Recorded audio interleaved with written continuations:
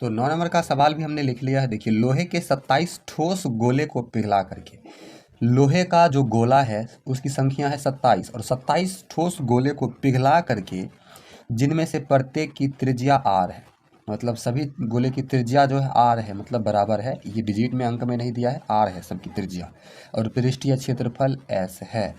एक बड़े गोले बनाया जाता है, मतलब छोटे जो गोले हैं 27 को, प्रत्येक का त्रिज्या आर है और पृष्ठीय क्षेत्रफल एस है।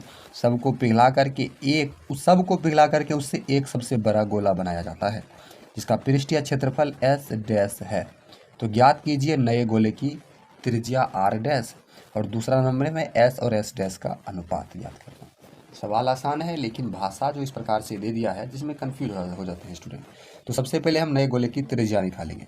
तो दिया हुआ है कि कुल गोले की संख्या बराबर 27 और प्रत्येक की त्रिज्या आर है, प्रत्येक की त्रिज्या आर है जो सवाल में दिया गया है।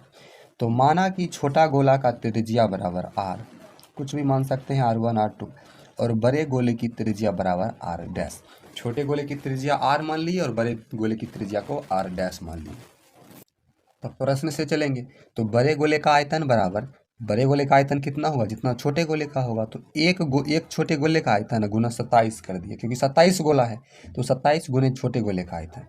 तो बड़े गोले का आयतन 4/3 पाई आर क्यूब, और 27 से गुना किए, छोटे गोले का आयतन भी तो वही होगा 4/3 पाई आर क्यूब।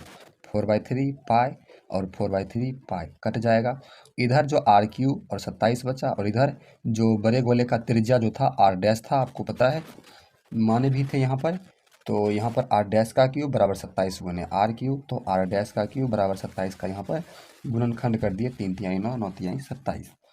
अब देखिए आर डैश क्यूब बराबर 3 का 3 पावर और आर का 3 पावर है, क्यूब हटाए तो उधर घन में आ जाएगा, यहाँ पर घन आ जाएगा, और आर डैश बराबर यहाँ पर 3r हमारा आंसर हो जाएगा। आर डैश बराबर 3r हमारा आ गया।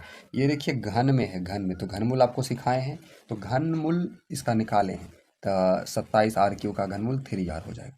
तो ये फर्स्ट क्वेश्चन सॉल्व हुआ। दूसरा इसका क्या था, एस और एस डैश का अनुपात। चलिए उसे भी ज्ञात कर लेते हैं। तो देखिए एस और एस डैश का अनुपात, सबसे पहले छोटे गोले का क्षेत्रफल 4 पाई आर स्क्वायर और बड़े गोले का क्षेत्रफल 4 पाई आर डैश स्क्वायर, क्योंकि बड़े गोले का त्रिज्या हम इधर आर डैश माने थे। अब देखिए, तो 4 पाई और आर डैश कितना आया, अभी 3r आया, तो 3r रखेंगे ना आर डैश की जगह पर।